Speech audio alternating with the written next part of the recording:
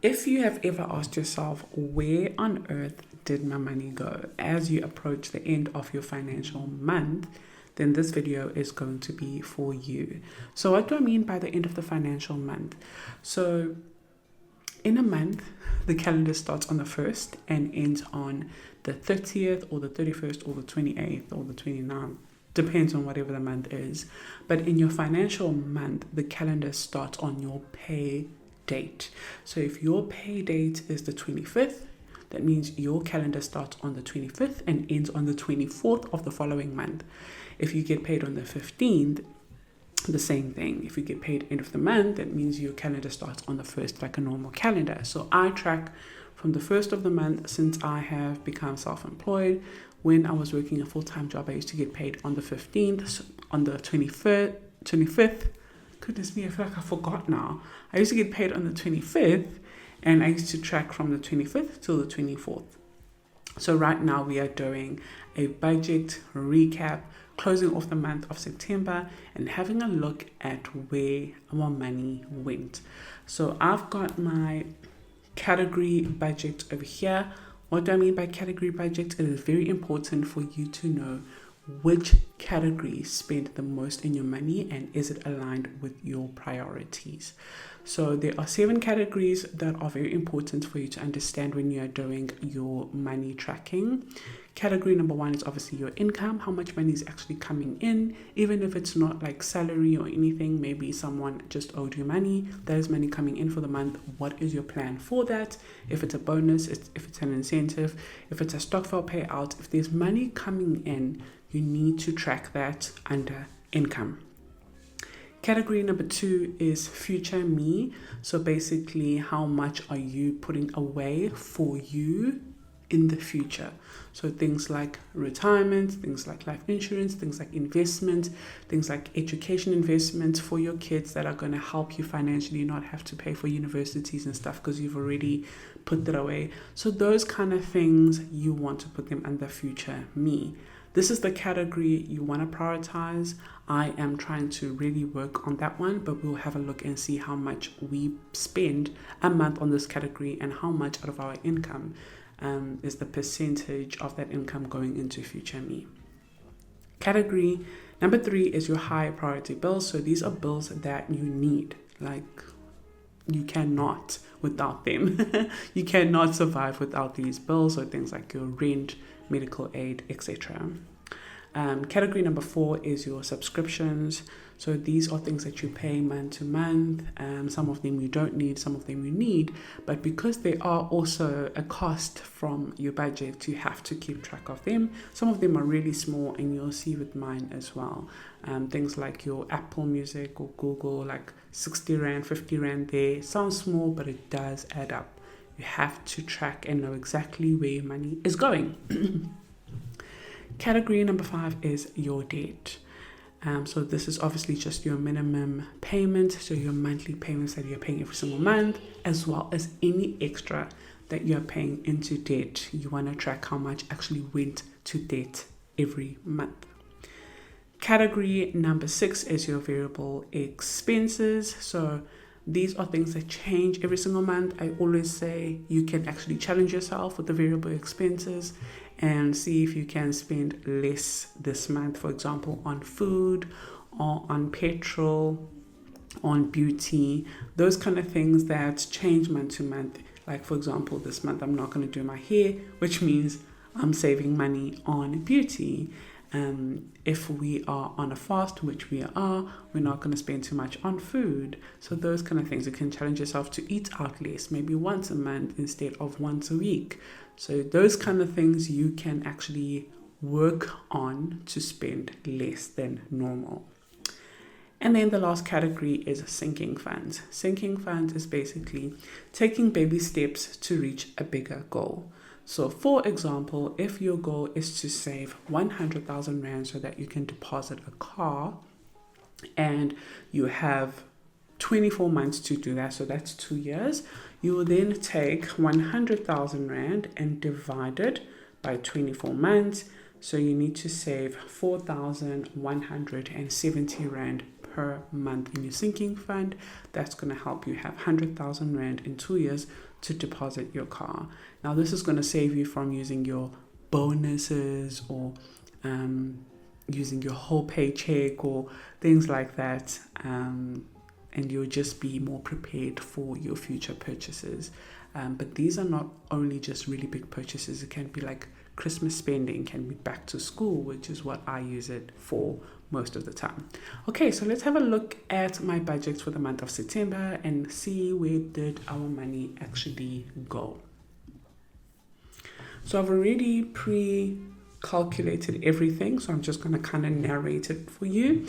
And as you can see, all you have to do is just double tap in order for your date to pop up. So the first thing I'm doing there is putting all the dates where we received an income. We received an income 4 times this month, which was on the 1st, on the 10th, on the 15th, and the 25th. On the 1st, we received most of our income, so the big income, which was 25,000 Rand. It's not like that every single month because we are self-employed, things go up and down. On the 10th, it was 10,000. On the 15th, it was 2,000. And on the 25th, it was 7,000. Then on description, you can write down where that is coming from. So we've got 2 salaries in this household. So salary 1 and salary 2. And then we've got a YouTube. So thank you so much for watching and watching the ads. YouTube paid me 2,000, which was not a good month, but I'm still grateful for that. And then digital products. So these are products that I sell online using Shopify, Etsy, Lulu, Amazon, those kind of platforms. So as you can see, for income, we are working with 44,000 Rand, which is quite a low income month for us. Which is understandable because we took a break in August. We really needed it. Now I'm going to start populating my high priority bills. The first one that is quite important is rent. We have our utilities. Sometimes they're not really 1,000 Rand, but I'm just budgeting 1,000 Rand, which actually this month they were a little bit more. I don't know how they calculate the utilities. It's actually getting quite annoying. But I guess we'll just have to deal with it as we go. Then we've got giving. So I'll always put aside 1,500 Rand for that. Sometimes I end up giving more, but I always make sure it's 1,500 Rand or more. Then we've got our wills. Technically, our wills can go onto future me, but it's not really for me. It's for the people who I would leave behind. So they are a high priority bill for me and for my husband. Okay, and then we have our medical insurance, Shopify, which is what I use to host my website, and also car insurance. Those are our high priority bills all done, which are 17,310, and we left with 26,000 to work with after the high priority bills. So now we're going to track our future me. Okay, the first bill on future me is retirement. I always say to my clients, you're not going to work forever. Make sure you're planning for retirement. And retirement doesn't mean you are now old and ready to just die. It means when you decide to stop working at whatever age, it could be 55 or whatever, you have enough money to take care of yourself, to travel and just live a life that you really enjoy and afford. So it's a very important category, which is 4,900 Rand that we spend on future self. I need to really increase what I put in for future me. So I put in money in our retirement, life insurance, and our emergency fund. The next one we are now going to track is our variable expenses. So as you can see, I'm going to start just putting in the date for our groceries, and I kept track of how much we spent each week on groceries. And the goal for us is to not go over 1,000 for our household. We are a family of 3, 2 adults, 1 very picky eater, toddler, child. I don't know. She's 7. What do you call them? Child. And so we stayed in our budget. We spent a little bit less because, like I said, we were fasting. It wasn't really a spiritual fast, but we always pray. Was more of a health fast. Really wanted to just detox our bodies. Then we also ate out on the 13th, and Skylar loves pops, KFC pops, so we just get KFC. And that is how the calendar is looking so far. Everything is auto-populated. If you want the spreadsheet, I'll have it linked below. Okay, so the next category that we're tracking is still on variable expenses. We're now tracking our petrol. So as you can see, I started with 300 Rand on petrol and then I went to 200 Rand because I just wanted to see how long would 200 Rand last me. And it worked. Like, it lasted me as much as 300 Rand did. So now I put 200 Rand. But I did a mistake there on the 26th, which was yesterday. And I put in 2,000 Rand. So that was a mistake. We did not put 2,000 Rand on petrol. I'm still going to fix that. Now we're going to track our subscriptions. So your things like your Netflix, etc. I have quite a lot of subscriptions. But to be honest, I'm not spending too much on them, but also most of them is for my business. So I do need them to help me automate quite a lot of things with my business. So I've also got an Apple family plan, which is basically it's got Apple Music for all of us. It's got Apple TV. It's got the space thing. So we just enjoy it. I'm not going to say we don't need it, but we will be fine without it. But because it's not that bad, why not, But if we had to get to a point where we're literally on a bare bones budget and we cannot afford anything, we can take it out. We also have Adobe Suite, which is what I use to edit these videos. It's what I use to create the budget planner. I use Photoshop for the stickers.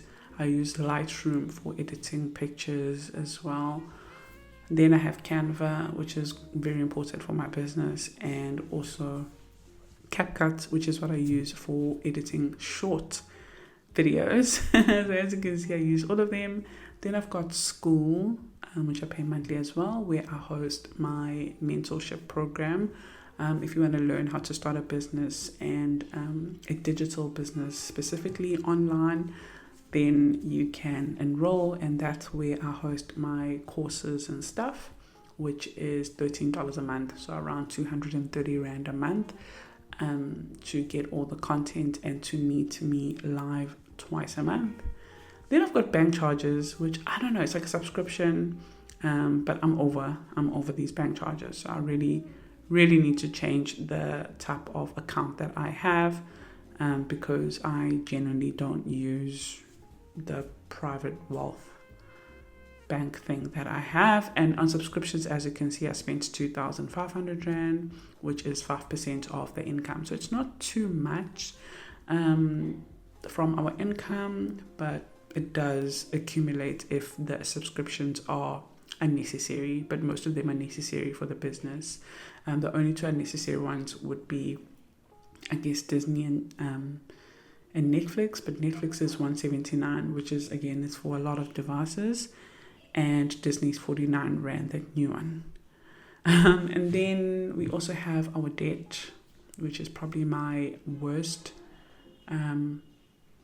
category. I just can't wait to get through this one. But anyways, I'm not going to be all negative right now.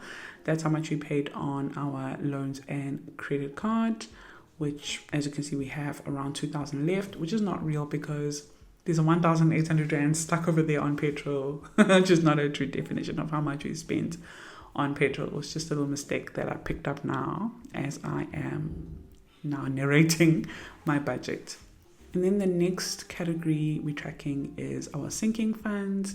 So the three main sinking funds that I like focusing on, you can have obviously more, but I like focusing on these three, which is Christmas, Black Friday, and back to school. But other than that, anything else is just a bonus on top. If you do have a car with a car excess, and you don't have an emergency fund, maybe you can have a sinking fund on that. So it says there we have a remaining of 452 Rand, which this is how basically the calendar looks. And that is how I track our budget.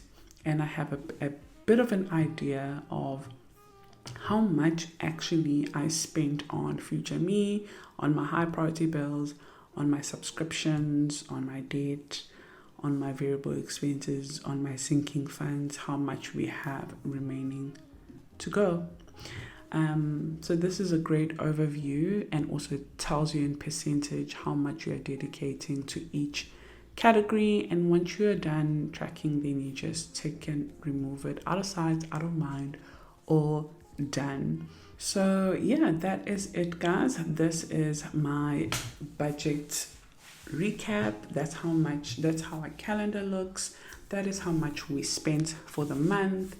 Our most high month was our high priority bills, which that's makes sense. It's called a high priority bill, so that's where most of the money goes, like, because you need these bills.